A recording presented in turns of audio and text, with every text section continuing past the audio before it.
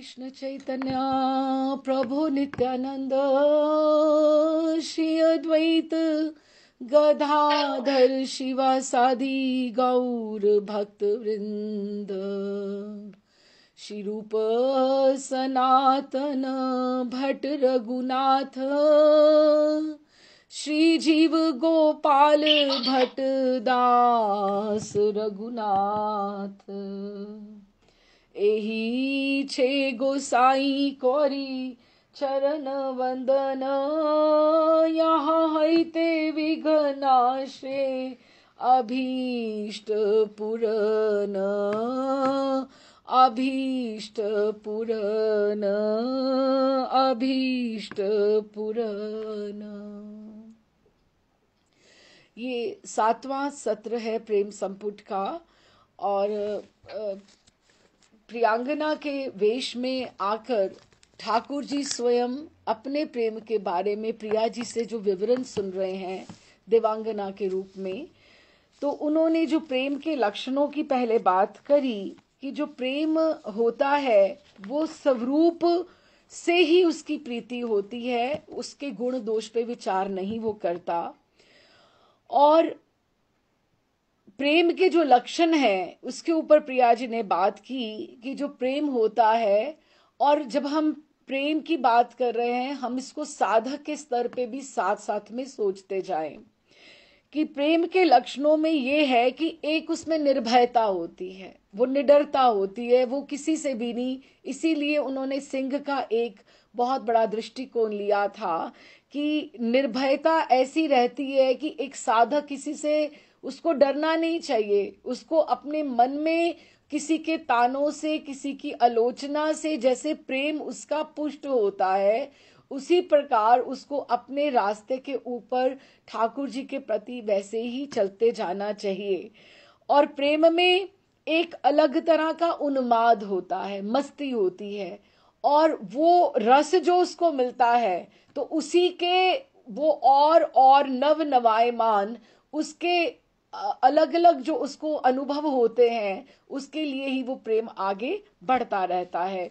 जैसे एक साधक भी साधक के स्तर पे भी हम ये सारी बातें सोचे तो सारी बातें घटित होती हैं कि साधक इस तरह से अगर उसको कुछ बाहर से कुछ उसको आलोचना मिलती है, कुछ होता है, ताने मिलते हैं, तो वो पुष्ट होता है, उसको लगता है कि वाकई ये लोग मेरा हित नहीं चाहते हैं।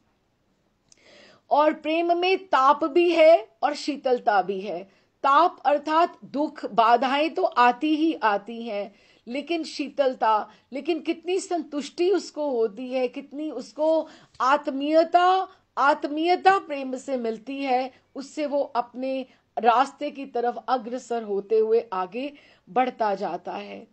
और सबसे बड़ी बात जो पूरे ग्रंथ में चलेगी तत्सुखिया भाव की, कि प्रेम जो है हम उसको प्रेम कह ही नहीं सकते जिसमें हमारा स्वार्थ हो, उसको काम कहा जाता है। ये सबसे बड़ी बात है कि प्रेम जो होता है वो तत्सुखिया भाव है, दूसरे की प्रसन्नता, दूसरे का कंफर्ट, दूसरे की सुविधा, कि उसको कैसा लगेगा, उसको प्रसन्नता होगी कि नहीं होगी, यही हमारा समर्पण, यही हमारी शरणागति, यही हमारा प्रेम होता है, जिसके लिए हमें प्रयास करना चाहिए। और वही प्रेम है। अगर आप अपनी ही इच्छाएं रख देंगे, अगर अपनी ही सारी की सारा ले आउट कर देंगे कि हमें ऐसा ऐसा चाहिए, ऐसी ऐसी डिमांड्स हो जाएंगी, तो वो प्रेम नहीं है, वो काम है। काम को एक ही पक्ष में नहीं सोचना चाहिए, काम वासना की तरह नहीं सोचना चाहिए। काम अर्थात कामना, कीर्ति की भी कामना हो सकती है कि मेरे को यश मिले, किसी और धन की भी कामना हो सकती है, या किसी और तरह की स्पर्धा की भी कामना हो सकती है, और कामना बहुत ढंग से हो सकती है। लेकिन जिस प्रेम में कामना है उसमें समर्पण, शरणागति और निरुपाधिक प्रेम वो कभी भी नहीं हो सकता, ना ही उसमें तत्सुखिया भाव हो सकता है। तो उन्होंने सबसे बड़ी बात ये कही कि इस त्रिभुवन में के जो ऊपर वाले लोग हैं और जो नीचे वाले लोग हैं, कहीं भी कोई भी ऐसा कोई योग्य ABCD जैसे हम कोई भी बोलें, कोई भी योग्य नहीं है जिसको हम प्रेम कर सके। क्यों? क्योंकि हर एक की एज लिमिटेशंस हैं और शक्ति की लिमिटेशंस है, मर्यादाएं हैं कि हम जो आज हम कर पा रहे हैं शायद हम कल किसी के लिए ना कर पाए। फिर दूसरे की एक्सपेक्टेशन जो है हमारे से जैसे जुड़ी हुई थी, तो इसको फिर दूसरे को लगता है, इवन अगर आप पति पत्नी के बारे में भी लो तो एक आयु के बाद हर कोई स्वार्थी हो जाता है। उसको पहले अपनी सुविधा नजर आएगी कि मुझे क्या रुचिकर है, मैं दूसरे के लिए कुछ कर पा रही हूं या नहीं। वो बात एक बार से घटित नहीं होती है, पहले अपना स्वार्थ आता है। क्यों? क्योंकि अपनी शक्ति जो है वो क्षीण हो जाती है, तो उसको हम प्रेम कह ही नहीं सकते। वो तो एडजस्टमेंट हुई ना, उसको हम प्रेम कहां से कह सकते हैं। तो उन्होंने कहा कि प्रेम को सहारने की, उसको एब्जॉर्ब करने की या उसको धारण करने की जो शक्ति है, केवल और केवल नंद गोपराज सूनु के बिना त्रिभुवन में किसी के पास भी ऐसी शक्ति नहीं है। इसीलिए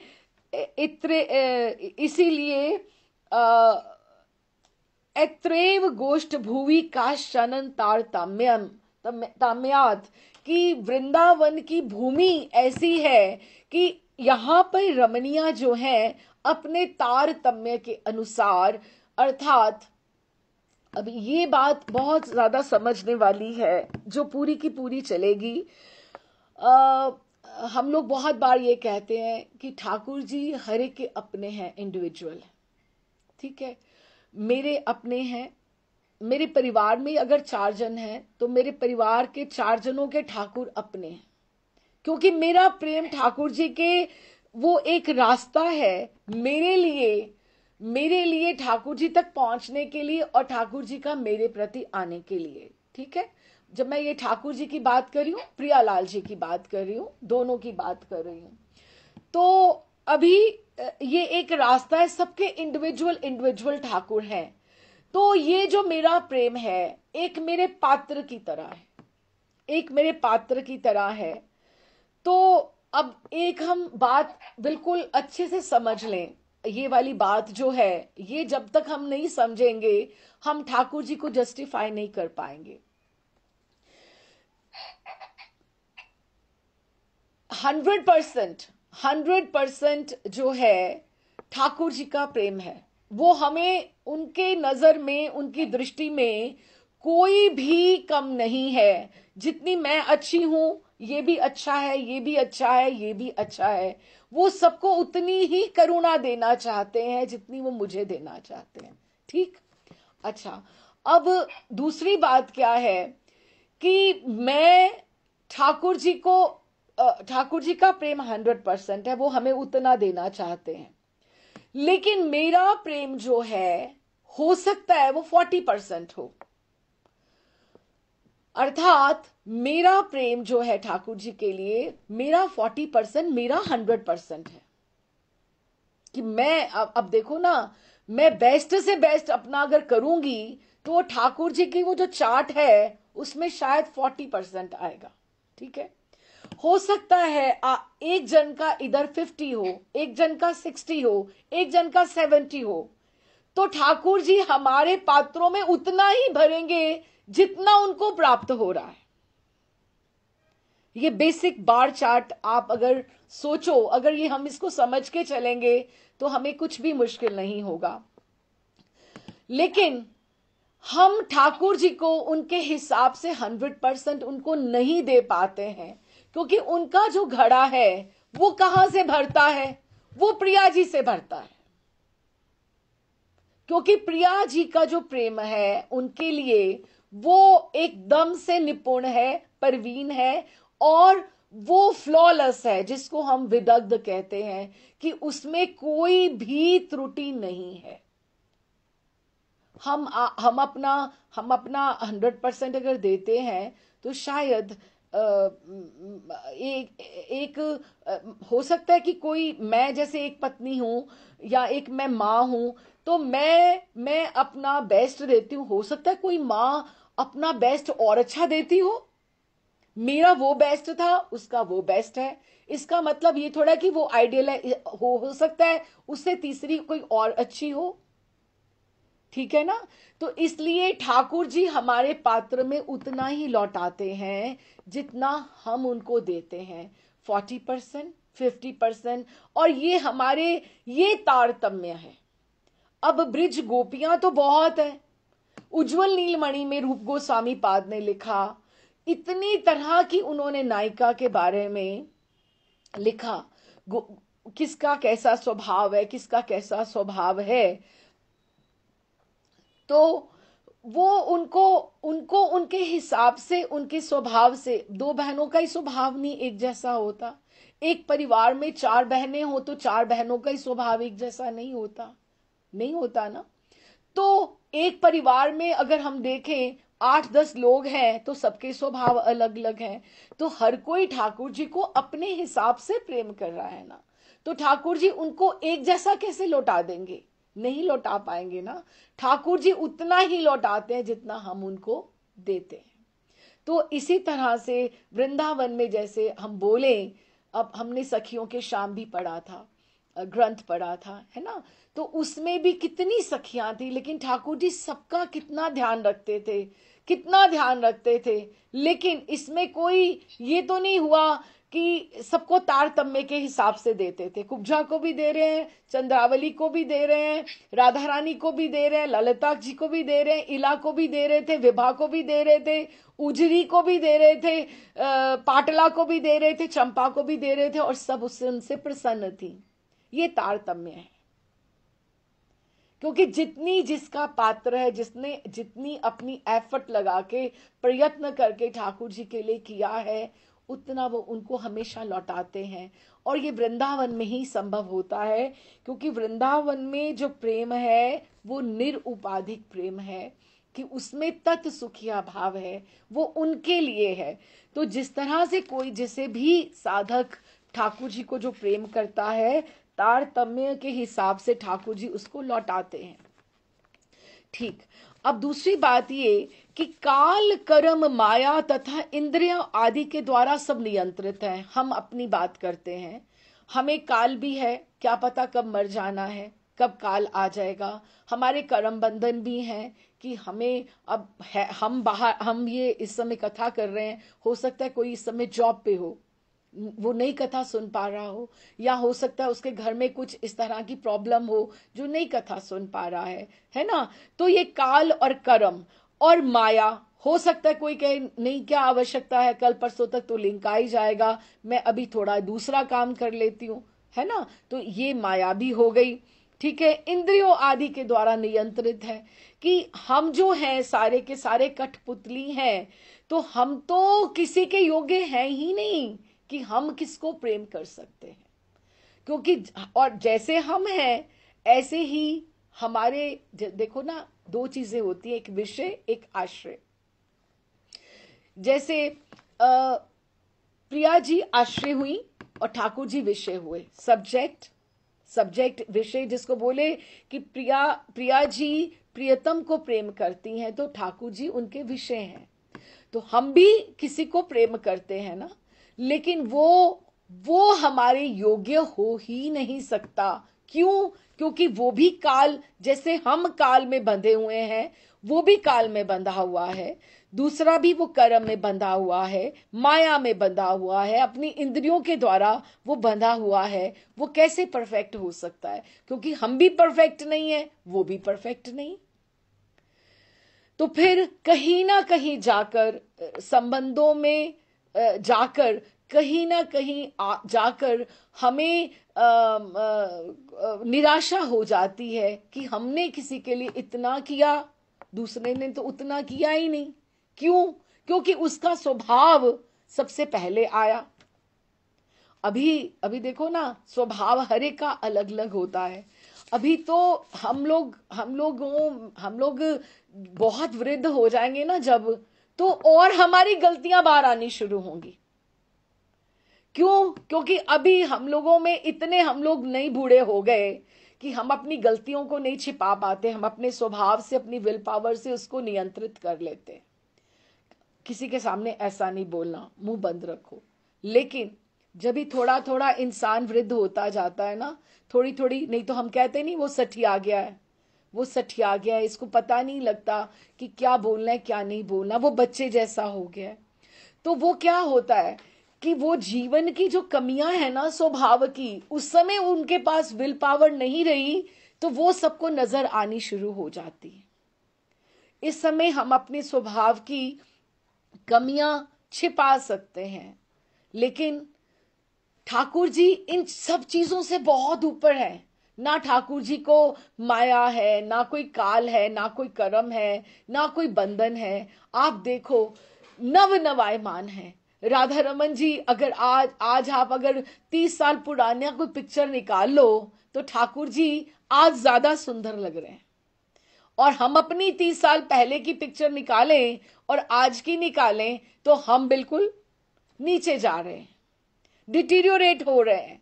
लेकिन लेकिन राधा रमन जी और सुंदर होते जा रहे हैं, नव नवायमान, नव नवायमान। क्यों? क्योंकि उनको ये बंधन है ही नहीं, उनको बंधन है ही नहीं।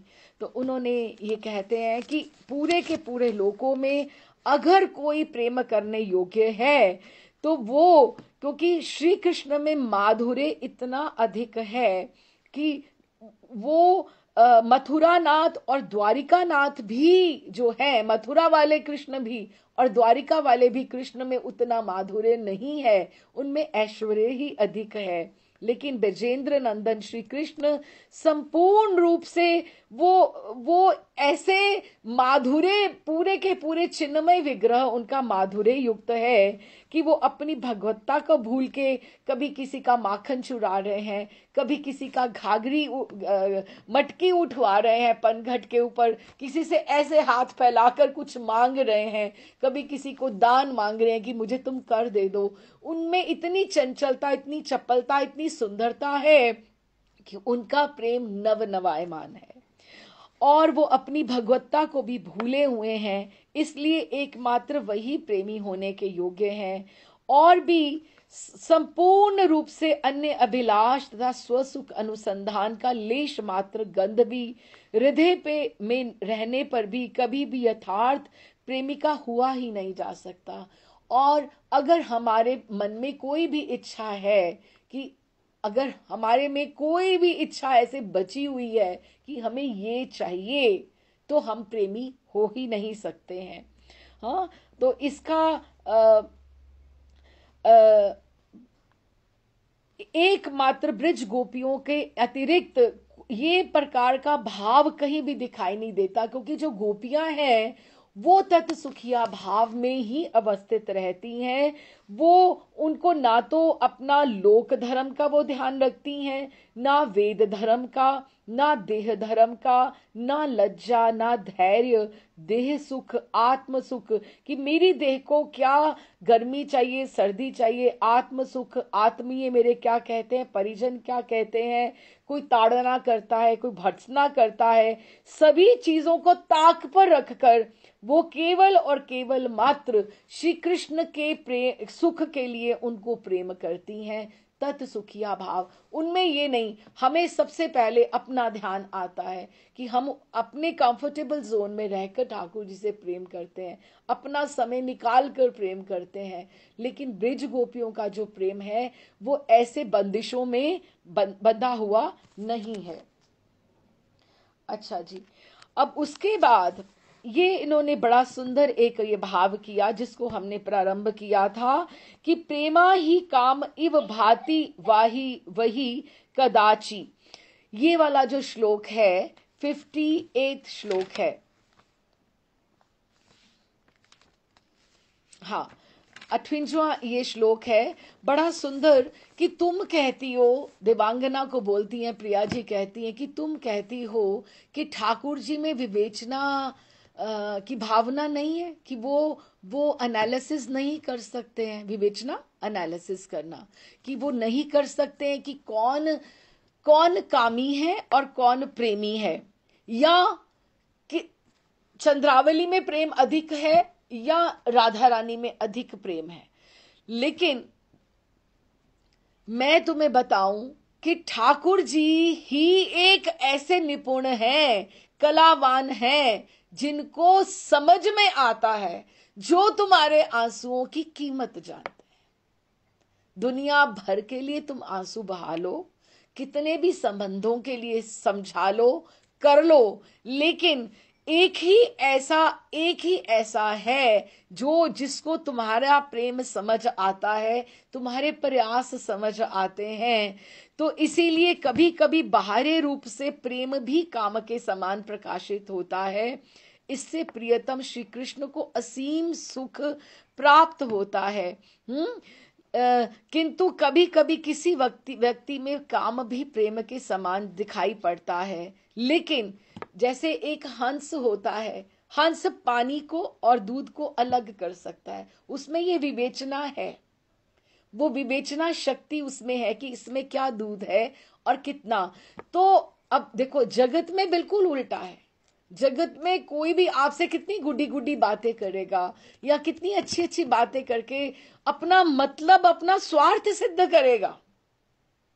कोई भी आपके पास नया आए ना कोई, तो आपको कभी लगेगा कि ये आउट ऑफ द वे जाकर मेरे साथ अगर इतना कर रहा है तो कहीं इसका कोई स्वार्थ तो नहीं हो सकता, कि आप एकदम से किसी पे विश्वास नहीं कर सकते हो। जगत में उल्टा है। जगत में जो लोग हैं वो अपनी कामना को प्रेम दिखाकर करेंगे। अरे इतने प्यार से बुलाएंगे, अरे तू मेरी ऐसी, कि मैं तो आपका ऐसा, मैं तो आपके लिए ऐसा। लेकिन वो काम को प्रेम दिखाते हैं। लेकिन ठाकुर जी के सामने ये सब नहीं चलता है। ठाकुर जी एक हंस की प्रवृत्ति से तुम्हारा काम अलग कर देते हैं, और प्रेम, जितनी उनको पहचान है कि ये साधक मेरे से क्या चाहता है, ये मुझे चाहता है या ये मुझसे चाहता है, फिर वो आपको उसी ट्रैक के ऊपर लेकर आते हैं। अगर हम उनसे चाहते हैं तो फिर वो उनसे चाहते हैं, तो फिर आपको योनियों में, आपको जन्मों के चक्कर में वो फिर डालते जाएंगे। कोई उसमें फर्क नहीं आएगा, है वो अभी भी आपके साथ ही हैं। लेकिन अगर हम उनको चाहते हैं तो फिर वो कहेंगे ये लोग जो है ना, ये मेरे डिफरेंट रजिस्टर वाले हैं, तुम लोग इधर आ जाओ, ये निकुंज वाले हैं, ये रागानुगा भक्ति वाले हैं, ये मेरे हैं। ये विवेचना, कोई कामी ठाकुर जी के पास पहुंच जाए और कोई प्रेमी पहुंच जाए, ठाकुर जी उसको कहती, तुम देवांगना को बोलते कि तुम्हें लगता है कि प्रिया वो कहीं अलग चले जाते हैं ना, वो अलग नहीं जाते, उनको सब समझ में आती है। ही इज वेरी इंटेलिजेंट, बहुत कलावान है वो। हाँ, उनको तात्पर्य ये है कि आत्म इंद्रिय तर्पण करने की इच्छा का नाम ही काम है, कि अपने आप को हम जब समर्पण कर देते हैं कि मुझे सुख नहीं चाहिए, हम अपने आप को जब समर्पण कर देते हैं और आत्म सुख के प्रति बिंदु मात्र भी दृष्टि ना करके केवल और केवल श्री कृष्ण की प्रीति का ही विधान करने का नाम प्रेम है। और ब्रिज सुंदरियों का प्रेम जो है वो इसी कैटेगरी में है, और वो परम उच्च अवस्था है, तभी तो उसको उज्जवल प्रेम बोला जाता है। और वो उन्होंने अपने ऊपर फोर्स नहीं किया है, ये उनका स्वभाव है। उन्होंने अपने आप को सिखाया नहीं है कि हमें ठाकुर जी से ऐसा प्रेम करना है ना, ये उनका स्वभाव बन गया है। अभी आपको और अच्छे से समझ आएगा, क्योंकि प्रेम और काम में बड़ी सूक्ष्म बिल्कुल रेखा है बीच में। चैतन्य चरितामृत में लिखा है, अतएव काम प्रेम में बहुत अंतर। हम कहते सूक्ष्म रेखा है, लेकिन काम और प्रेम में बहुत अंतर है। कैसे? काम अंधतम, हम कहते हैं ना लव इज ब्लाइंड, हम बोलते हैं ना लव इज ब्लाइंड। अंधतम, क्यों उसमें अपनी काम वासना जुड़ी होती है कि मुझे ये सुख मिल जाए, मुझे ये अच्छा ये मिल जाए। काम जो है अंधतम है, लेकिन प्रेम निर्मल भास्कर, बहुत सुंदर सूर्य है जो आपको प्रकाश की तरफ लेकर जाएगा। प्रेम में आपका गिरना नहीं होता, प्रेम में आप ऊपर ही ऊपर उठते हो। अतएव गोपी गनेर नाही काम गंध, वो जो भी करती हैं, गोपियां जो भी करती हैं, वो उसमें कहीं काम की गंध नहीं होती है। कृष्ण सुख लागी मात्र कृष्ण से संबंध, केवल और केवल उनका कृष्ण उनसे जुड़े रहे, कृष्ण प्रसन्न रहे, कि वही उसके सुख के कारण ही वो उनसे संबंध बनाए हुए हैं। अतएव इस तरह से वो बताते हुए कहते हैं कि कृष्ण, अभी आप देखो कि ये बहुत सुंदर बात है कि निज अंग मपि या गोप्यो ममेति समुपासते ताभ्यम परम न में पार्थ निगूढ़ प्रेम भाजनम। अर्जुन को ये कह रहे हैं कि जो गोपियां अपने अपने निज अंग का श्रृंगार भी करती है ना, तो वो दर्पण में वो स्वयं को नहीं देखती, वो ये देखती हैं, अपने प्रियतम को देखती हैं कि ये कृष्ण को ये कैसा लगेगा, ये कृष्ण को, वो उनका अपने आप को श्रृंगार करना भी उपासना है, उपासना है। क्योंकि वो भी निज अंग का श्रृंगार भी कृष्ण के लिए करते हैं। आपको पता है, जैसे आप हम वृंदावन जब जाते हैं तो वहां पे रशियन डिवोटीज हमें बहुत दिखाई दे जाते हैं, फॉरेनर्स हैं। तो आप वो वैसे भी बड़ी सुंदर होती हैं, रशियन डिवोटीज जो होते हैं बड़ी सुंदर। और आपको पता है कि कितने सुंदर चनिया चोली पहन के, अच्छे से वो पहन के, हमारे जैसे ऐसे ही नहीं उठ के चल पड़े मंदिर दर्शन करावे। ठाकुर भी तो तुम्हें देखेगा ना कि तुम कैसे आई हो। हाँ, तुम अच्छे से बन के जाओ, तुम अच्छे से धारण, वो दुल्हन की तरह। आप संध्या में देख लो, अगर 5, 6, 7 बजे वाली जो आरती होती है जहां पर, तो ठाकुर जी को वो ऐसे श्रृंगार, दुल्हन की तरह श्रृंगारित होकर वो जाती हैं, जैसे अभिसार के लिए वो जा रही हैं, कि ठाकुर को मिलने जा रही हैं। उनमें वो भाव प्रबल होता है। जो लोग इस्कॉन के पास, कृष्ण बलराम मंदिर के जो पास रहते हैं, उनको ये बात का अंदाजा होगा कि अपने आप को श्रृंगारित करके वो मंदिर जाती हैं। क्यों? क्योंकि उनमें भाव आता है कि हम ऐसे ही थोड़ा जा रहे हैं। क्यों? उनमें उत्साह रहता है कि हम अपने प्रियतम को मिलने के लिए जा रहे हैं। फिर ठाकुर भी उनसे उसी भाव से मिलते हैं। अगर आप उत्साह नहीं दिखाओगे तो ठीक है, अब ऐसे ऐसे दर्शन कर आके आप आगे घर, बस बात खत्म हो गई।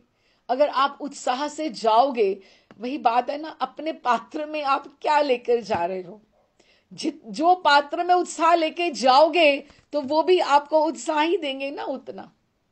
जितने प्रसन्न होके जाओगे वो भी तुम्हें उतनी प्रसन्नता ही तो देंगे ना, वो ऐड ऑन करेंगे ना उसके ऊपर। लेकिन अगर आप पहले ही अपने उदासियों में घिरे हुए जाओगे तो वो आपको क्या देंगे? वो तो आपकी उदासियों को देख देख के और उदास हो जाएंगे कि इसको, मेरी शरणागति पे इसको विश्वास ही नहीं, इसको कहाँ विश्वास है। तो इसलिए प्रसन्न चित्त रहकर भजन करना चाहिए। तो ब्रिज सुंदरियों का जो प्रेम है ना, प्रेम ही काम के रूप में प्रकाशित होता है। इसीलिए श्री उद्धव आदि भगवान के प्रियजन इस गोपी प्रेम की प्राप्ति के लिए प्रार्थना करते हैं। अर्जुन ने कहा कि मुझे तो श्रीमद् बृहद भागवतामृत में कहते हैं कि मुझे ठाकुर जी ने इतने लंबे गीता के श्लोक सुना दिए, उसमें मुझे तो ब्रिज के प्रेम की सुगंध भी नहीं दिखाई ठाकुर जी। मुझे कर्म योग, भक्ति योग और ये ज्ञान योग, इसकी सब बातें करते रहे। मुझे जो रहस्य में ये जो बातें थी ना, निगूढ़ ये जो तत्व था वृंदावन के रस के भाव का, वो तो उन्होंने कभी दिखाया ही नहीं। उसकी सुगंध भी नहीं मेरे को आने दी मेरे को। तो ये जो गोपियों का प्रेम इतना ऊंचा है कि वो लगता है काम, लेकिन वो है प्रेम। वो अभी उसको भी हम समझेंगे कि कैसे वो लगता है और कैसे नहीं, लेकिन उसके लिए सब प्रार्थना करते हैं कि हमें गोपियों जैसा प्रेम कर मिलना चाहिए। काम के रूप में प्रतीत होता है और कृष्ण को परम आनंददायक होता है। इसका कारण ये है कि प्रीति का ये स्वभाव है, जिसके स्वभाव है कि जिससे हम प्रेम करते हैं ना, तो उसकी ओर से हमें एक्सपेक्ट होता है कि हमने उसको प्रेम किया तो वो भी रेसिप्रोकेट करे, वो भी हमें उसका जवाब दे, उसका भी उल्लास हमें देखने को मिले। और अगर वो प्रकाश नहीं दिखता तो वो तो प्रीति रह ही नहीं सकती। ये तो फिर वन साइडेड बात हो गई ना, एक तरफी बात हो गई ना। हम जितना करें उतना हमें उसकी रेसिप्रोकेशन, उसका जवाब भी तो मिलना चाहिए ना। अच्छा, अब इस तरह से ब्रिज सुंदरियां जो हैं, गोपियां अपने लिए किसी भी प्रकार की सुख की कामना नहीं करती। वो केवल और केवल श्री कृष्ण को सुख देने के लिए अपने अंगों में उनकी सुख की तरंगे प्रकाशित होती हैं। यहाँ तक कि वे अपने अंगों का मार्जन कर सुंदर सुंदर वस्त्रों और आभूषणों से सुशोभित करती हैं। ऐसा केवल वो श्री कृष्ण को संतुष्ट करने के लिए ही करती हैं। अच्छा, चैतन्य चरितामृत में भी लिखा है कि क्या है, अब ये भी समझना, बड़ी सुंदर बातें हैं, बहुत सूक्ष्म बातें हैं, प्रेम की बातें हैं, ऐसे हल्की फुल्की तो नहीं हो सकती। अच्छा, अमार दर्शने, जब भी वो तैयार होती है ना, जब सुंदर बनती हैं, तो क्या कहती है कि अमार दर्शने, मेरे दर्शन से कृष्ण पाइला एत सुख, कि कृष्ण को सुख मिलेगा। तो ए सुख कि कृष्ण को जब आपने प्रसन्न देखा तो आपके मुखारविंद पे डबल आपके ऊपर रौनक आ गई। समझे बात को? आप समझो। अब इसको जगत से लेकर देखते हैं। आप उदास होकर बैठे हो, अच्छे तरह नहीं हो, अच्छे मूड में नहीं हो, तो क्या आपके घर में कोई आने वाला या आपके पति जो आए तो आपको देख के प्रसन्न होंगे क्या? नहीं, उनको लगेगा ये क्या ऐसे ही बिल्कुल बेकार में। ऐसे आप सज धज के प्रसन्न होकर बैठो, अगर वासक सज धज कर अगर आप प्रसन्न होकर आप बैठो, एक अच्छे मूड में आप बैठो, तो आने वाला भी जो व्यक्ति है उसके मन को देख के कि ये तो बहुत अच्छा सुख शांति से है, सब बड़ा अच्छा प्रसन्नता का वातावरण है, वो प्रसन्न होगा। तो वो प्रसन्नता उसका जो मुखारविंद पे आपने देखी, उससे आपको डबल मिलेगी। फिर आपका मन प्रसन्न हुआ, फिर उसका मन प्रसन्न हुआ, तो ये इस तरह से एक्सचेंज प्रसन्नता रीडबल ट्रिपल वो ऐसे आगे बढ़ती जाती है। गोपियां भी इसीलिए श्रृंगार करती हैं कि क्यों, कि कृष्ण को सुख मिले, और कृष्ण को जब सुख मिलता है तो फिर गोपियां और प्रसन्न होती हैं, फिर गोपियां जब प्रसन्न होती हैं तो उसको देख के ठाकुर जी भी और प्रसन्न होते हैं, तो फिर प्रसन्नता ही तो हुई ना। इसीलिए ये देखो, अमार दर्शने, गोपियां कहती हैं, अमार दर्शने कृष्ण पाइला एते सुख, ए सुख गोपीर प्रफुल्ल अंग मुख। वो एकदम से अपना जब तैयार हो रही है ना, श्रृंगार कर रही है, तो एकदम से प्रसन्न होती है कि ठाकुर को आज ये बहुत अच्छा लगेगा, आज मैंने ऐसे ये पहना है, आज मैंने ये करा है तो बहुत अच्छा लगेगा। फिर गोपी शोभा देखी कृष्णेरे शोभा बाड़े यत, गोपी की शोभा को देखकर कृष्ण की शोभा और बढ़ जाती है, कृष्ण की शोभा और बढ़ जाती है, क्योंकि they are complementing each other, कि वो और सुंदर लगते हैं। और कृष्ण शोभा देखी गोपीर शोभा बाड़े तत्, और फिर जब ठाकुर जी प्रसन्न होते हैं तो गोपी और प्रसन्न हो जाती कि अच्छा किया ना, मैंने ये पहना, मैंने ऐसे किया, देखा ठाकुर जी को कितनी खुशी हुई। लेकिन अब उसका बेस क्या था? कृष्ण को प्रसन्न करना, उसमें आत्म सुख कहीं भी नहीं था। अतएव से सुख कृष्ण सुख पोषे। अंत में वो कृष्ण का सुख ही पोषण करती है। ए हेतु गोपी प्रेम नाही काम दोषे, कि अगर वो अपने आप को तैयार कर रही है ना तो उसमें काम दोष हो ही नहीं सकता। क्यों? क्योंकि वो अपने अंगों के मार्जन में अपने आप को श्रृंगारित करने में उसको एक ही बात है कि मैं ऐसा क्या करूं कि मैं ठाकुर जी को प्रसन्नचित करूं। लेकिन ठीक है, ये प्रेम और काम का जो श्लोक था वो इस तरह से ये चलता है। लेकिन जगत में उल्टा है, जगत में उल्टा है। गोपियां अपना काम दिखाती हैं, लेकिन ये गोपियां वो इधर इतना नहीं दिखाती हैं। अब इसके लिए हम एक थोड़ा सा अगर एग्जाम्पल लें, अगर एक हम एग्जाम्पल लें, एक एग्जाम्पल लें गोपी गीत से। देखो और एक और बात, हाँ अब देखो हम समझे, थोड़ा थोड़ा समझने वाली बातें ही हैं। जब मिलन से पहले ना तो ठाकुर जी अपना बताएंगे, प्रेम नहीं दिखाएंगे, ना ठाकुर जी प्रेम दिखाएंगे और ना राधा रानी प्रेम दिखाएंगी। ठीक है, इट्स ओके, मतलब कुछ वो भी नहीं दिखाते तो वो भी नहीं दिखाते। लेकिन जब ये मिलन होता है ना, श्याम सुंदर प्रिया जी दिखाएंगी लज्जा, प्रिया जी लज्जा दिखाएंगी, लेकिन ठाकुर जी अपना काम दिखाएंगे, इनिशिएटिव ठाकुर जी लेंगे।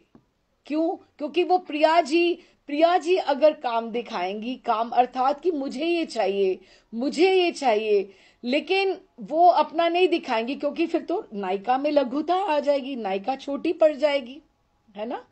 तो मिलन के समय में ठाकुर जी अपना काम दिखाएंगे कि मुझे प्रिया जी आपसे ये चाहिए, मुझे आपसे आलिंगन चाहिए, मुझे आपका अधरामृत चाहिए।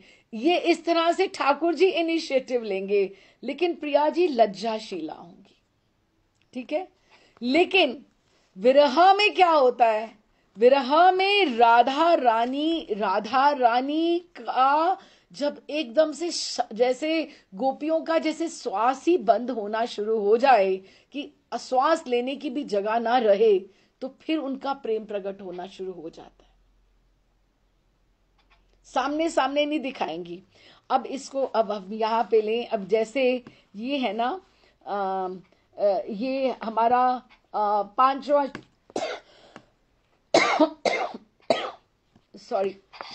पांचवा श्लोक है ये। अभी इसमें आपको सबको लगता होगा, जब जो लोग गोपी गीत गान करते हैं, कि उन्होंने सखियों ने कितनी, गोपियों ने कितनी डिमांड्स रखी हैं।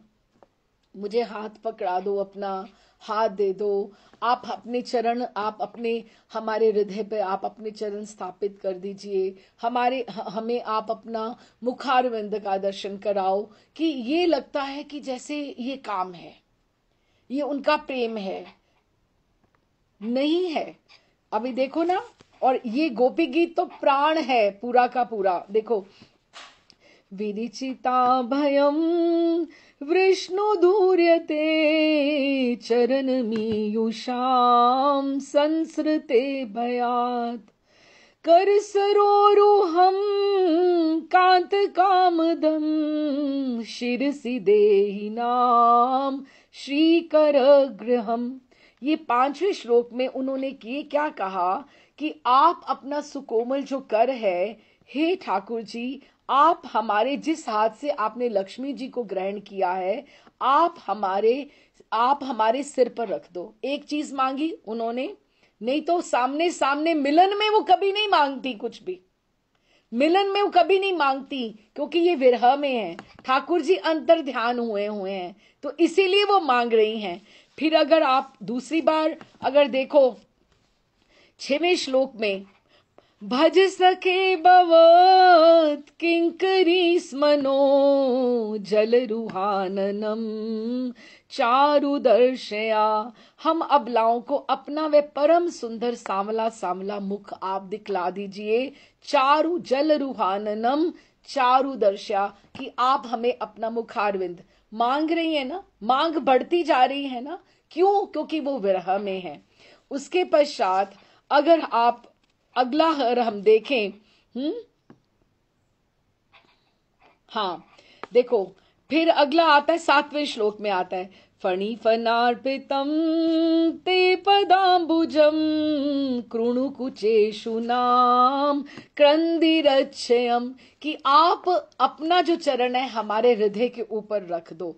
फिर उन्होंने उनसे मांगा ही मांगा, मांगा ही मांगा, लेकिन ठाकुर जी जब मिलन में रहते हैं ना तो वो उनको पीछे हटकाती है, बिल्कुल लज्जाशिला होकर, या उनको भाव ही नहीं देती बिल्कुल। लेकिन विरह में प्रिया जी का और गोपियों का जो प्रेम है ना, वो ऊपर आ जाता है, जब एकदम से जैसे जैसे सांस ही बंद होने वाली है, उनसे कुछ अब सहन ही नहीं हो पाएगा। अब फिर वापस से बोलती है, चलसी, हाँ ये बोला, घन रजस्वल दर्शयन मुहुर्मनसि न स्मरम वीर यच्छसि, कि हे ठाकुर आप अपना वो सौंदर्यशाली आप मुख दिखाकर हमें हृदय में मिलन की आकांक्षा, आप प्रेम की उत्पन्न जो करते हो, आप हमें अपना सुंदर आप अपना मुख दिखाओ। फिर वापस से बोला, ये कितनी बार गोपी गीत में आया है, प्रणत कामदम पद्मजार्चितम, उसमें फिर इन्होंने वापस से बोला कि आपके चरण जो हैं इतने सुकुमार हैं, सब कुछ देने वाले हैं, आप हमारे हृदय पे आसीन कर दीजिए। फिर आखिर में इन्होंने ये भी बोला कि आप हमें अधरामृत अपना दे दो। कैसे बोला, सुरत वर्धनम शोक नाशनम स्वरित वेणु नाम सुष्ट चुंबितम, कि आप जिस मुखारविंद से, जिन अधरों से आप वंशी को बजाते हो, आप वंशी को बजाते हो, उस बांसुरी को आप इतना वंशी को आप ऐसे अपना अधरामृत लुटाते हो, तो वो थोड़ा सा आप अधरामृत हमें भी तो पिला दो ना। ये एक पूरे के पूरे भागवतम में एक गोपी गीत में ये सब मांग करी है। और गोपी गीत कितना प्रसिद्ध है, आप देख रहे हो, कितना सारा कुछ मांग रही हैं कि हमें अपने चरण दीजिए, हमारा अपना हाथ आप अपने सिर पे हमारे रख दीजिए, हमें अधरामृत दो। लेकिन करते करते आखिर में जब वो थक जाती हैं, एकदम से जब थक गई, तो क्या कहती हैं, बिल्कुल जब आखिरी 19वां श्लोक आता है, यत्ते सुजात चरणाम्बरूहु स्तनेषु, कि हे ठाकुर जी आपके चरण कमल इतने सुकुमार हैं।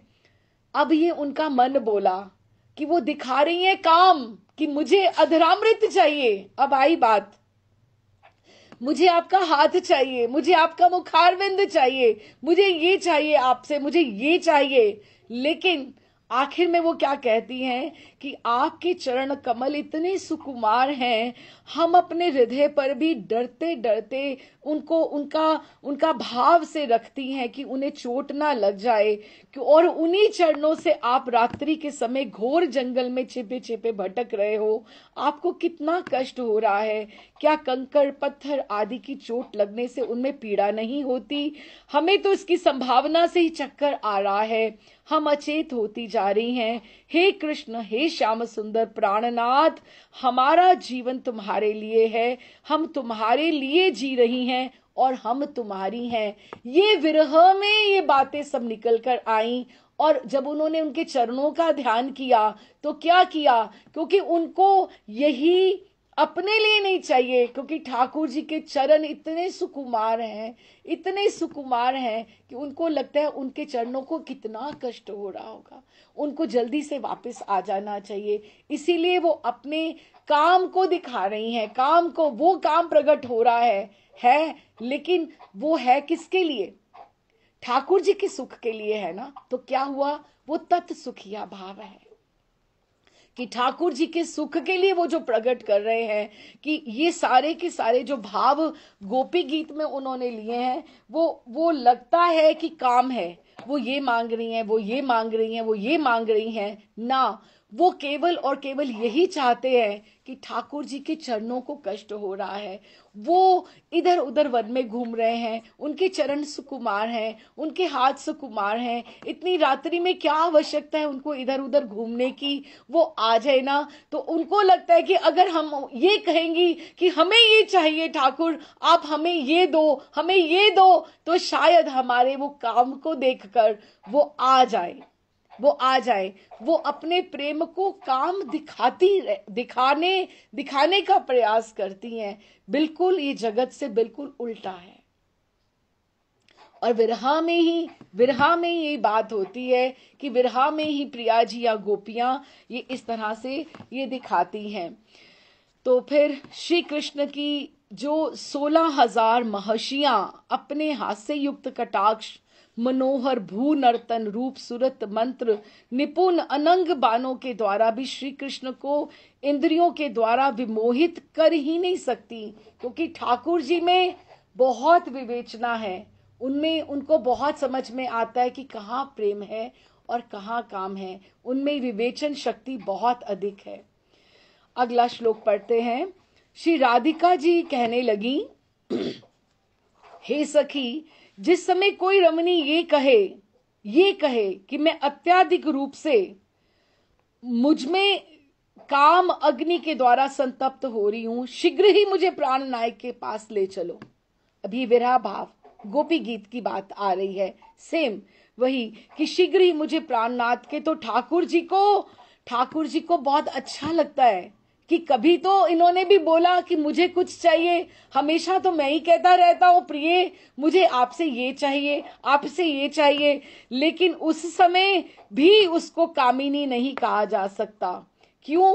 क्योंकि उसका जो चित्त है स्वभावता ही इसी में निष्ठ है कि इसमें मेरे प्रियतम को ही सुख मिलेगा, इससे मेरे प्रियतम को ही सुख मिलेगा।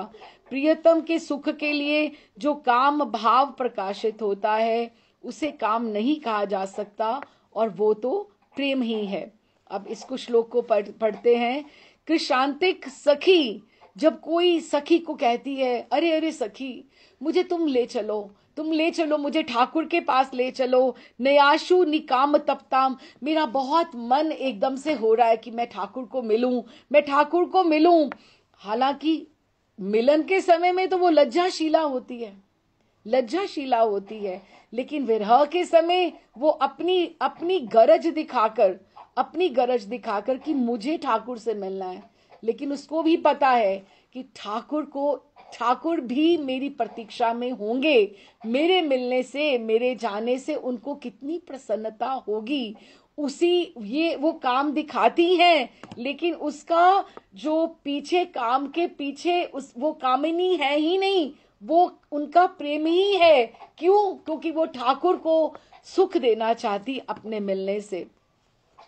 कामेन तत् सुखम परम दधति स्वभावा, कि वो मिलन की प्रार्थना करके लेकिन ये दिखाती हैं कि हमारे में काम है, लेकिन उनमें काम नहीं होता है।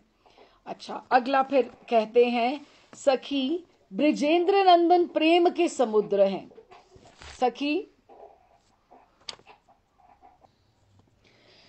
अच्छा जी, तो वो कहते हैं कि हे सखी ब्रजेंद्र नंदन प्रेम के समुद्र हैं तथा गुण रूपी रत्नों की खान भी हैं। ये कौन बोल रहा है? प्रिया जी अब वापस से देवांगना को बोल रही हैं कि प्रेम और काम का उन्होंने अर्थ समझाया, और उन्होंने उनको बोला कि ब्रजेंद्र नंदन प्रेम के समुद्र हैं और उनकी गुण रूपी रत्नों की खान है। कैसे बोला? प्रेम अम्बुधि गुण मणि खान रस्य, कि तुम कहती हो कि आपके प्रेम को नहीं समझते, उनके अतिरिक्त तो और कोई है ही नहीं जो किसी के प्रेम को समझ सकता है, क्योंकि वो स्वयं खान है। और उनकी शठता किसको बोलते हैं? जिद्दी, शठता, ढीठ, पुनः चपलता, चंचलता और कुटिलता, जो टेढ़ापन है ना, इत्यादि सभी आचरण परम मनोहर हैं। वो सारे हमें बहुत अच्छे लगते हैं। अब कौन कौन से जैसे बोले दान लीला है। जब ठाकुर जी आगे आके कर मांगते हैं, ठाकुर जी सखियों के साथ, तो ये उनका चंचलता ही तो है ना, क्या है, उनकी चंचलता ही तो है ना। अच्छा, फिर उसके बाद जो माखन चोरी की जो लीला होती है, ठाकुर जी उनको पनघट के ऊपर कितना तंग करते हैं, कितना गागरियां फोड़ देनी, उनकी सारी की सारी, तो उनकी कुटिलता इत्यादि आचरण सब परम मनोहर हैं। वे सभी स्त्रियों के निकट अपने प्रेम को काम के समान दिखाकर उसके उत्कर्ष का ही विधान करते हैं कि वो सबको प्रसन्न करने को, सबको प्रसन्न करने का प्रयत्न करते हैं और वो इनिशिएटिव लेते हैं टू प्लीज एवरीवन। सब गोपियों को, जैसे सखियों के शाम में आता है कि वो उसको प्रसन्न करने का प्रयास करते हैं, उसको प्रसन्न करने का प्रयास करते हैं। हम साधकों को भी वो सही रास्ते पे लाने के लिए वो यही विधान करते हैं कि मुझे ये चाहिए, मुझे ये चाहिए। वो इनिशिएटिव लेते हैं। क्यों? क्योंकि प्रमाण मेव किल काम वांगनासु संदर्शन स्वम उदकर्षेव यस्ता। और इसमें भी वो काम को दिखाकर प्रेम का ही उत्कर्ष का विधान करते हैं, अपने प्रेम को वो काम के समान दिखाते हैं। तो हमने ये समझा कि प्रिया जी या गोपियां जो होती हैं वो साक्षात वो लज्जाशीला हैं। अगर वो प्रयास करें तो उनमें नायिका में लघुता आ जाएगी, वो नहीं दिखाती कि मुझे आपसे कुछ चाहिए। इसका एक आपको एक छोटा सा अगर आपको एग्जाम्पल अगर मैं जगत से लेकर आपको बताऊं, जगत से अगर लेकर आपको बताऊं कि जिस तरह से आपको पता है कि आपके या हम देखें कि अगर हम परिवार में एक टेबल पे बैठे हैं, प्रसाद पा रहे हैं, तो आपको पता है कि मीठा जो है मीठा जो है कि इनको अच्छा लगता है, इसको अच्छा लगता है या इसको अच्छा लगता है, तो आप कहोगे मैंने सुबह आज बहुत खा लिया था, मुझे इसकी इच्छा ही नहीं है। आपको पता है कि ये थोड़ा है, तो आप कोशिश करोगे, प्रयास करोगे कि आप, या आपको पता है कि किसी को खीर पसंद है, आपको नहीं पसंद है, तो आप उसके लिए बनाने को, अरे अरे तुम रहने दो, क्यों अब खीर बनाओगी, लेकिन आपको पता है कि दूसरे को पसंद है। इस तरह से जो साधक है अपने आप को कष्ट में डालकर भी अपने प्रियतम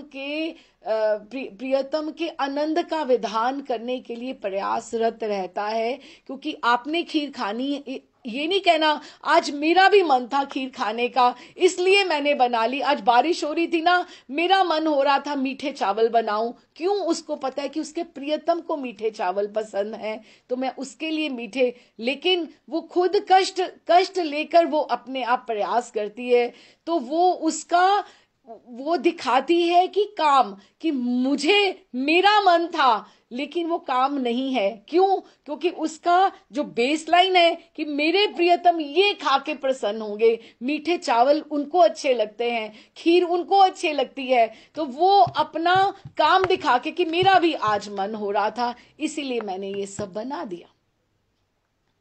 तो जगत में ऐसा निरुपाधिक प्रेम बहुत कम होता है कि अपने आप को आप कष्ट में डालकर दूसरे के लिए अगर आप करते हो तो उन्होंने फिर आगे कहते हैं कि ब्रजेंद्र नंदन श्री कृष्ण जो हैं विशुद्ध माधुर्य मई मूर्ति हैं। मुझे कभी कभी ये भी लगता है कि ये जो ग्रंथ है ना, ये डिस्कशन का विषय ही नहीं है, ये स्वयं समझने वाले हैं कि जैसे गोष्ठी का विषय है कि हम अपने आप में पढ़ें और अपने आप में समझें। क्योंकि जितना आनंद आपको पढ़ने में आता है शायद उतना एक्सप्लेन करने में भी नहीं आता, कि आपको जब खुद में समझ में आता है कि ठाकुर जी की जो चपलता कुटिलता आदि सभी मधुर हैं। रसमय मूर्ति गोविंद के प्रत्येक अंग संचालन से ही आनंद की तरंगे उठती हैं। इस प्रकार वे शठता चपलता आचरण के द्वारा अपनी प्रेयसियों के प्रीति के उत्कर्ष का ही विधान करते हैं। यदि अगर कृष्ण शठता आदि ना करें तो उनकी प्रीति की व्यभिचारी भाव आदि तरंग ब्रिज रमणियों को खंडिता आदि अवस्थाओं को भेद प्रकाशित हो ही नहीं पाएगा। कि जो अलग अलग गोपियों के भाव हैं वो कभी आ ही नहीं पाएंगे कि किस तरह से ठाकुर जी अपना वो प्रदर्शन करते हैं कि मुझे आपसे ये चाहिए, कुटिलता और उनकी, क्योंकि विशुद्ध मूर्ति गोविंद में जिस तरह से भक्त चाहता है, गोपियां चाहती हैं, वैसे ही गोविंद में वही बात है कि हम अगर 40% लेकर बैठे हैं तो ठाकुर जी हमारे पात्र में वैसे ही उतना ही भर के देते हैं, और इसके बिना प्रीति बढ़ ही नहीं सकती। ठाकुर जी हमें उतना ही देते जाएंगे। अच्छा, अब शत सहस्त्र रमणियां भी यौवन मद में उन्मत्त अगर हो जाएं, कितनी भी रमणियां आ जाएं, अब ये बात है, कितनी भी रमणियां आ जाएं, शत उन्होंने बोला कि कितनी शत सहस्त्र रमणियां भी कितनी भी बेस्ट हो जाएं, विविध चेष्टाएं भी कर लें, फिर भी ठाकुर जी के कृष्ण की मिलन को, प्रेम को पूर्ण करने में वो समर्थ हो ही नहीं सकती हैं। क्यों? क्योंकि ठाकुर जी तो आत्माराम है, आत्माराम है, क्योंकि वो आत्मकाम है। कृष्ण को कोई भी अपनी इच्छा के अधीन कर ही नहीं सकता। उनमें इतनी शक्ति है कि वो झट से पहचान जाते हैं कि अगर मेरे पास कोई आया है तो इसमें स्वगंध, स्व सुख की लालसा है कि नहीं है, वो झट से पहचान लेते हैं। क्यों? क्योंकि वो एकमात्र शुद्ध प्रेम के ही वशीभूत होते हैं। इसलिए शत शत जितनी मर्जी गोपियां आ जाए, स्त्रियां, नॉट गोपियां, जितनी भी, क्योंकि गोपियों में तो तत्सुखिया भाव है ना, तभी तो उसकी प्रधानता है कि कितनी भी कामनियां आ जाएं, सहस्त्र रमनियां भी आ जाएं, फिर भी वो ठाकुर को प्रसन्न नहीं कर सकती। क्यों? क्योंकि वो शुद्ध प्रेम के ही वशीभूत होते हैं। श्री वृंदावन में रहकर हे सखी तुम अनुभव करो कि ब्रिज रमणियों का श्री कृष्ण के प्रति जो प्रेम है उसमें लेश मात्र भी स्वसुख नहीं है, तथा कृष्ण भी एकमात्र उसी प्रेम के वशीभूत होते हैं। तो इसलिए वो कहते हैं का वांगना, कि कौन सी ऐसी स्त्री है, आप बोलो, आपको कोई ऐसे दिखाई देती है जो राधा रानी के साथ मैच करे? कोई भी ऐसी स्त्री है जो राधा रानी के साथ इक्वालिटी में, कोई गोपियों में भी कोई मैच करे? कोई भी नहीं मैच कर सकता, क्योंकि ठाकुर जी भी तो अपना घड़ा कहीं से भरते हैं ना, तो ही तो वो सब गोपियों में देते हैं, जिसको इतना देना है, किसी को कितना देना है, किसी को कितना देना है, क्योंकि वो उनका जो डेजिग्नेशन है ना, वो परम पिता परमात्मा है, वो सबके बड़े हैं, उनको सबका वो परम प्रियतम है, परम रसिक शेखर है, उनको सबको देना है, लेकिन वो उतना ही दे पाएंगे। लेकिन उनको कौन देता है? उनको केवल राधा रानी ही दे सकती है, और कोई नहीं दे सकता। इसीलिए उनको शुद्ध विशुद्ध प्रेम और कामी की उनको गंध आ जाती है, उनको समझ में आ जाता है वो, और वो उसके वशीभूत को वांगना शत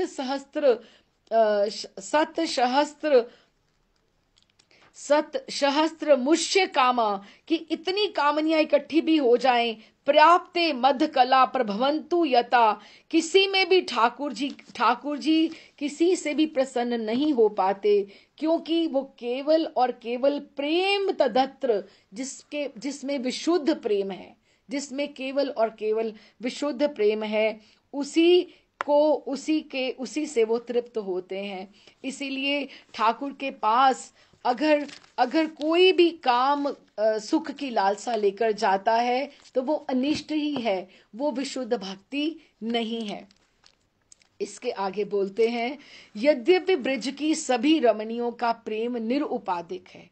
अब उन्होंने और आगे बोला कि वृंदावन की सब गोपियों का वो पात्र भरते हैं, इतना इतना इतना इतना सबको देते हैं, सबका निरुपाधिक है, लेकिन उसमें भी तो परसेंटेज है ना। तथापि राधा रानी का कॉन्फिडेंस लेवल देखो आप, राधा रानी देवांगना को कह रही हैं कि यद्यपि ब्रिज की सभी रमणियों का प्रेम निरुपाधिक है, तथापि श्री कृष्ण सर्व अपेक्षा सबसे ज्यादा मुझ में ही अत्यधिक अनुरक्त रहते हैं। सबसे ज्यादा वो मेरे से ही प्रेम करते हैं, ऐसी सबकी धारणा है। लोक प्रतीति रपी, ये सब लोक में ऐसे ही है कि सबसे अधिक मैं ही उनको प्रसन्न करती हूं, या सबसे अधिक वो मुझसे ही प्रेम करते हैं। ये मिथ्या नहीं है, क्योंकि वे मेरे प्रेम को सुमेरु पर्वत के समान असीम समझते हैं। और मेरा जो प्रेम है ना ठाकुर जी का, और प्रिया जी का जो प्रेम है ना, वो 100% सुमेरु के समान है। और जो किंतु अन्य रमणियों का जो प्रेम है ना, वो कैसा है? 3-4 सरसों के दाने के समान। सरसों का दाना, मस्टर्ड सीड जो होते हैं, आपने देखे हैं ना, कितने बड़े होते हैं। तो बाकी गोपियों का, जो रमणियों का जो प्रेम है ना, वो 3-4 सरसों के दाने के समान है, और मेरा सुमेरु के समान है। तो उसके समान है। तात्पर्य ये कि तत्वतः विचार करने पर भी वृंदावन के अलावा, पहले तो वृंदावन के अलावा आपको विशुद्ध प्रेम पहले कहीं दिखाई ही नहीं देगा। द्वारिका की महिषियों में प्रेम का समय समय पर अपना मिश्रण रहता है, उनको स्वसुख की अपनी अभिलाषा रहती है। लेकिन ब्रिज सुंदरियों का प्रेम है, लेकिन उसमें भी गोपियों का जो प्रेम है ना, केवल कितना है? सरसों के दाने के समान है। और प्रिया जी कहती हैं मेरा प्रेम जो है वो सुमेरु के समान है। तत्रापि मव्यति रमनु जयति लोक प्रतीति रपि न हन्यता कदापि।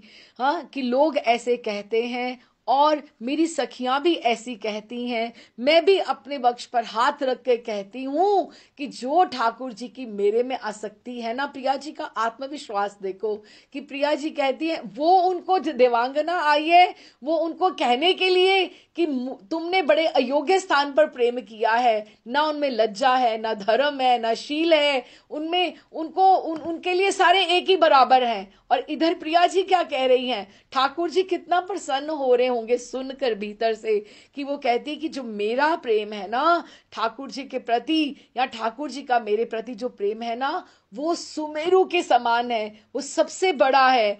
नो सर्ष पश्यति चतुरेरपि तुल्य मेषे, कि जैसे सरसों के दाने 3-4 होते हैं ना, ऐसे कहीं कहीं गोपियों का प्रेम है, लेकिन मेरे प्रेम की तुलना कहीं भी नहीं हो सकती। इस तरह से उन्होंने कहा कि मेरे, बस एक आधा और श्लोक पढ़ के विश्राम करते हैं।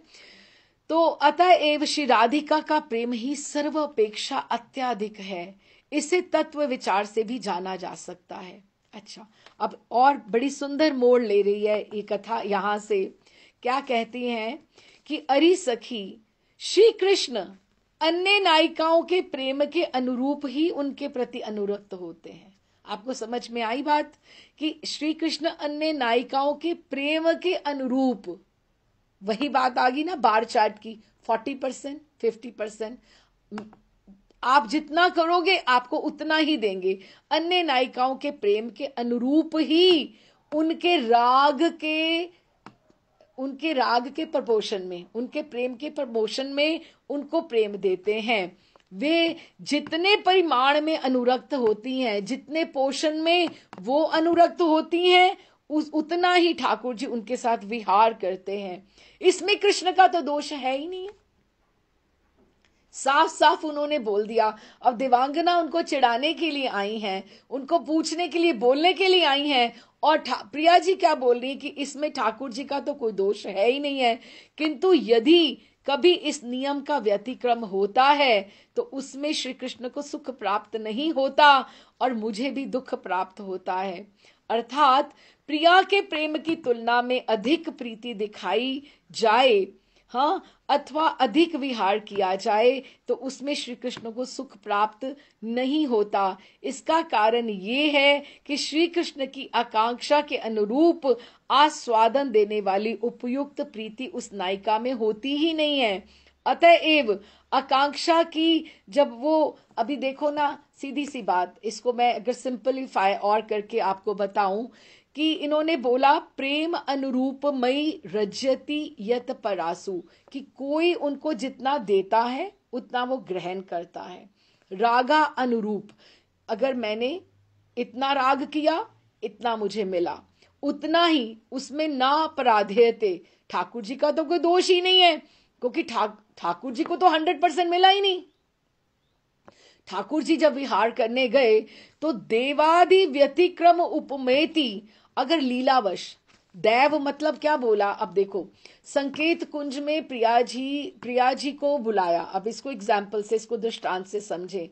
अगर प्रिया जी ने संकेत पे ठाकुर जी को बुलाया, ठीक है, प्रिया जी वहां पहुंच गई। अब रास्ते में ठाकुर जी के आते आते तो रास्ते में चंद्रावली की जो पद्मा और शैव्या, वो जो है उनकी, जैसे इधर ललिता और विशाखा है, उधर पद्मा और शैव्या है, वो उनको फुसलाकर अगर वो चंद्रावली की निकुंज में ले जाती हैं, सपोज अगर ले जाती हैं, तो ठाकुर जी ठीक है, क्योंकि भगवान है, उनको उनका भी घर पूरा करना है, उनके पात्र में भी डालना है, लेकिन उनको उतना नहीं मिलता जितना उनको चाहिए। उनको 100% नहीं मिलता है ठाकुर जी को। क्यों? क्योंकि मे बी चंद्रावली 60 पे है, 70 पे है, तो उतना ही तो देगी ना जितना है उसके पास। उसका बेस्ट तो उतना ही है, 60 और 70 ही है। तो फिर वो कहती हैं कि वो रात्रि भर उसके साथ विहार तो करते हैं। क्यों? क्योंकि वो भगवान है ना, उनको हर एक को देना पड़ता है ना, उनका अपराध कोई भी नहीं है, लेकिन वो सारी रात्रि दुखी रहते हैं। क्यों? क्योंकि उनको ये भी पता है कि मैं प्रतीक्षा कर रही हूं और मैं दुखी हूं, क्योंकि उनको भी पूरा नहीं मिल रहा। जो मैं कर सकती थी वो तो उनको मिला ही नहीं, क्योंकि हर एक का स्वभाव, विहार, सबका अलग अलग स्तर है। वो आप उसको, है कठिन है सब बातें, लेकिन अगर हम इसको, अभी तो हमने कभी उज्जवल नीलमणि ग्रंथ पढ़े, अगर हम सोचें तो ये तो अभी विश्वनाथ चक्रवर्ती पाद ने सरल करके हम लोगों के लिए लिखा। रूप गोस्वामी के ग्रंथों की जो है ये टीकाएं हैं, ये सब की सब। तो ये उन्होंने कहते कि अतः एव कृष्ण दुखी हो जाते हैं, क्योंकि उनको ध्यान आता है कि मैं भी कहीं दुखी बैठी हुई हूं और वो भी पूरे नहीं होते। तो मुझे लगता है वहां बैठे हुए संकेत कुंज में कि आप गए ही क्यों वहां पर, मैं इसलिए दुखी होती हूं, मैं इसलिए विलाप करती हूं। हाँ, तो इस तरह से उन्होंने कहा। अगला कहते हैं, श्री कृष्ण अपने साथ मिलने के लिए मुझे संकेत देते हैं और मैं भी उस संकेत के स्थान पर अभिसार करती हूं, परंतु यदि उनका आगमन नहीं हो पाता तो विघ्न ही उसका एकमात्र कारण होता है। वे मुझ में एकाग्रचित, क्योंकि मेरा जो प्रेम है उनके प्रति 100% है, सुमेरु है, वो मुझ में एकाग्रचित, क्योंकि उनका ध्यान मेरे में लगा हुआ होता है। अन्य किसी रमणीक के अनुरोध से अगर वो बंधना भी उनको पड़ जाए तो वो उसके साथ समय तो बिता लेते हैं, किंतु उस विहार से वो सुख प्राप्त नहीं कर सकते, क्योंकि सारी रात ही वे मेरे दुख चिंता रूप दावानल में आकुलित रहते हैं। कि उनको ध्यान में रहता है कि मैं, जैसे अब बोले कि भगवान है, उनको चंद्रावली को कोई भी प्रेम का रिस्पॉन्ड करना है, उसको भी जवाब देना है, लेकिन उनको कहीं ध्यान रहता है, क्योंकि उनका ध्यान मेरे में लगा रहता है।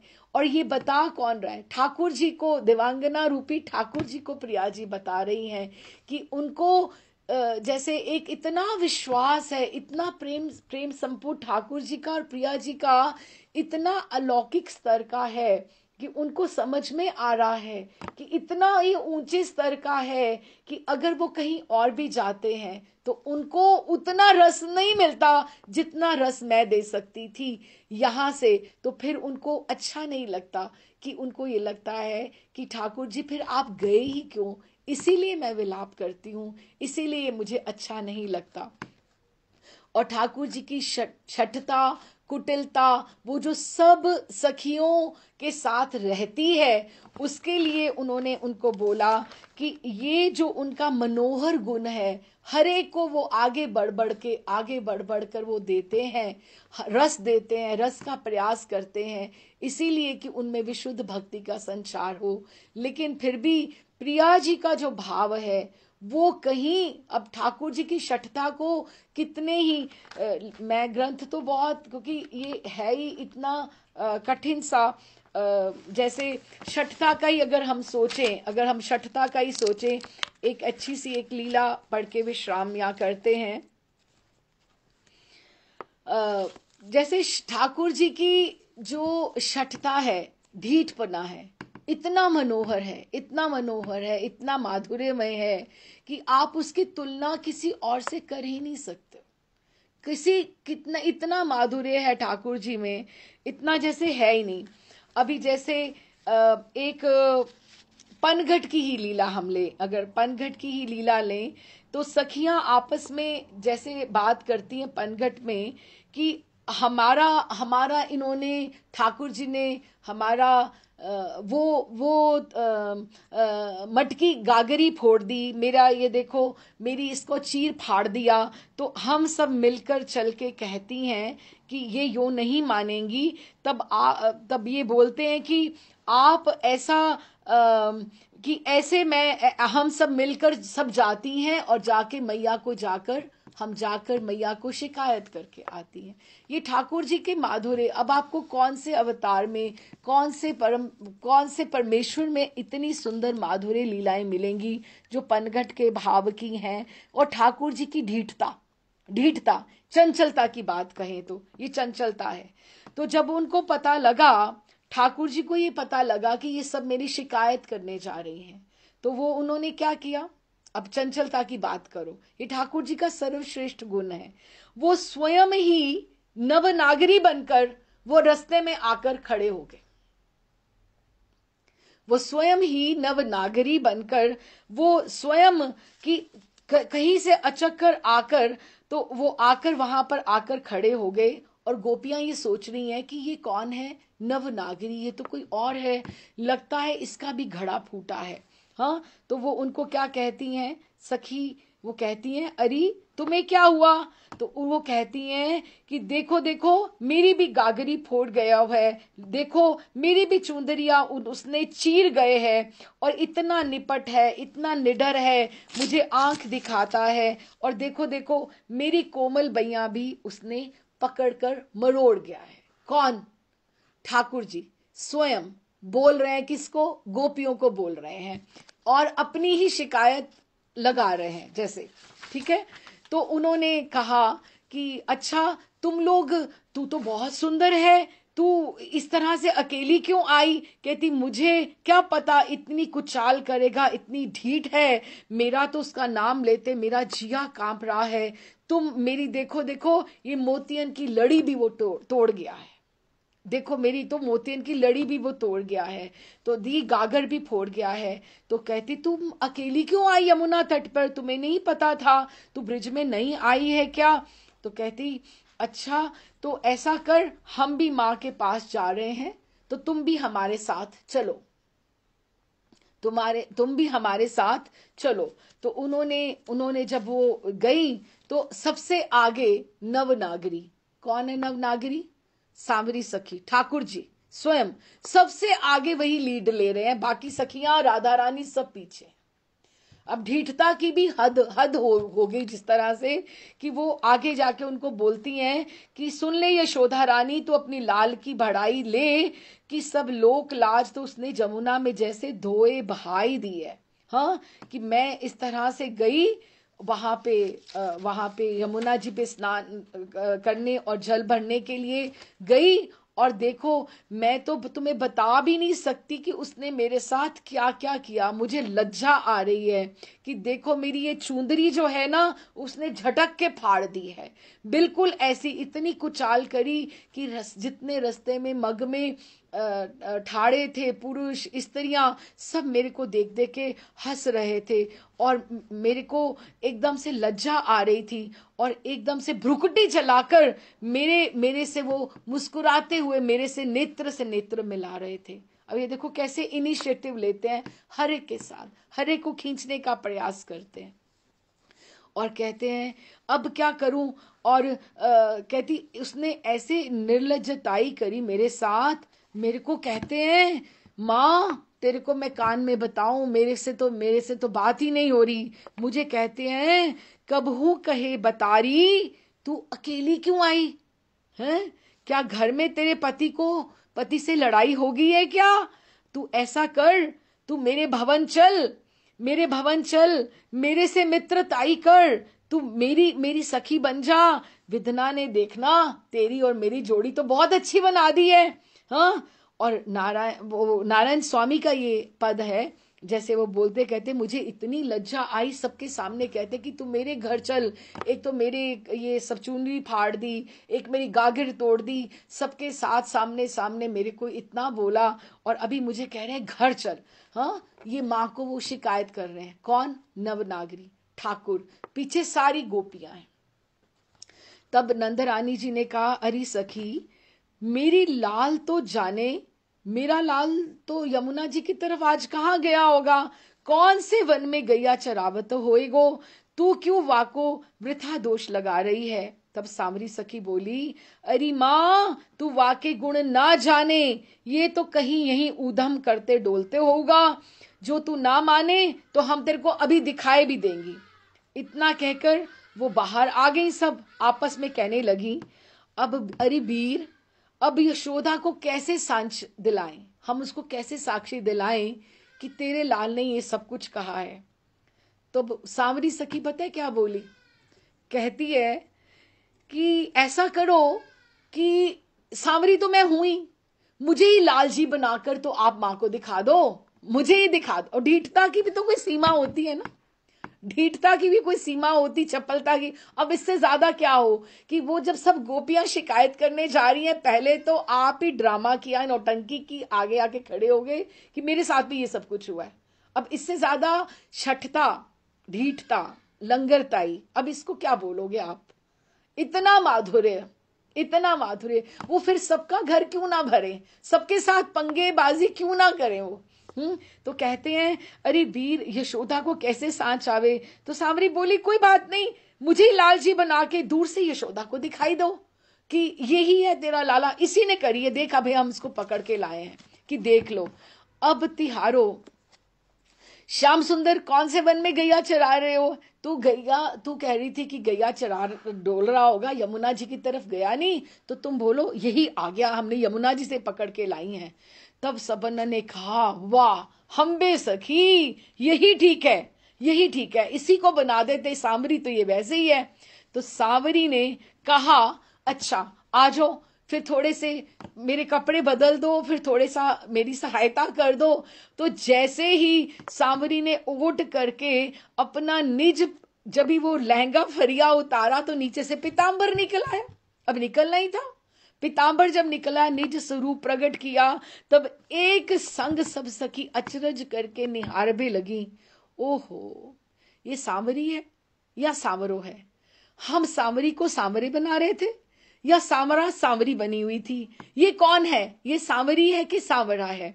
तो ना सांवरा कहते बना, ना सांवरी कहते बना। तो फिर हंस हंस के कहने लगी धन्य हो लालजी महाराज, धन्य हो लालजी महाराज, अपनी मैया ही हो सो ना चूके।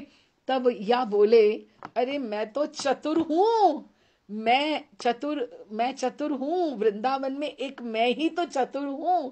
तो क्या चतुर किसी से चूकता है? चतुर किसी से हारता है क्या? ये एक पनघट की आपको मैंने लीला सुनाई, ठाकुर जी की शठता। अगर हम गोरस में जाएं, दान में जाएं, तो दान में कितनी ही लीलाएं भरी पड़ी हैं। होली में जाएं, होली में कितनी लीला पड़ी है कि ठाकुर जी सांवरी सखी बन के आ जाते हैं, छगन वेश बन के आ जाते हैं। श्रावण में जाएं तो ठाकुर जी श्रावण में कैसे सखियां बन के प्रिया जी के साथ झूला झूलन में आ जाते हैं, क्योंकि वहां पे पुरुष का आना वहां पर है ही नहीं। अब ऐसा माधुर्य आपको कहाँ मिलेगा? कहीं भी नहीं मिलेगा, कहीं है ही नहीं। तो वही सारी की सारी जो गोपियां हैं वो सब चाहती हैं, और ठाकुर जी सबको अच्छा अच्छा अच्छा अच्छा उसकी हर एक के प्रेम के अनुसार हर एक का घर भरते जाते हैं। लेकिन प्रिया जी को इतना आत्मविश्वास है, प्रिया जी कहते हैं कि वो भगवान है ना, तो फिर उनको जाना पड़ता है, लेकिन उनका भी हृदय दुखी होता है, क्योंकि उनको पता होता है कि मैं भी कहीं उनकी प्रतीक्षा कर रही हूँ। फिर वो उनसे पूछेंगे, तो फिर रोई क्यों थी उस दिन रास लीला के समय जब ठाकुर जी अंतर ध्यान हुए थे? ठीक है, तो तुम्हारे पास नहीं थे तो किसी और के पास गए होंगे, तो फिर उनका भी वो जवाब देंगे कि क्या हुआ।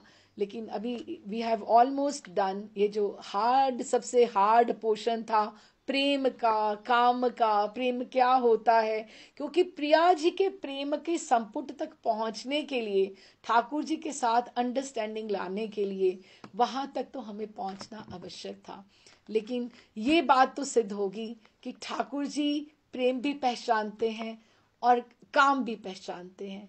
और जब तक हमारे में काम अर्थात हमारे अपने सुख की जब तक वासना हमारे में है, हम में तत् सुखिया भाव नहीं है, तब तक ठाकुर जी को हम प्रसन्न नहीं कर सकते हैं। यही प्रिया जी हमें सिखाने का प्रयास कर रही हैं। I think it was quite hard, but any way अभी आगे देखेंगे आगे कैसे लीला चलती है। ठाकुर जी चलाएं, अपना तो बस में नहीं है, ये बहुत सब कठिन कठिन है।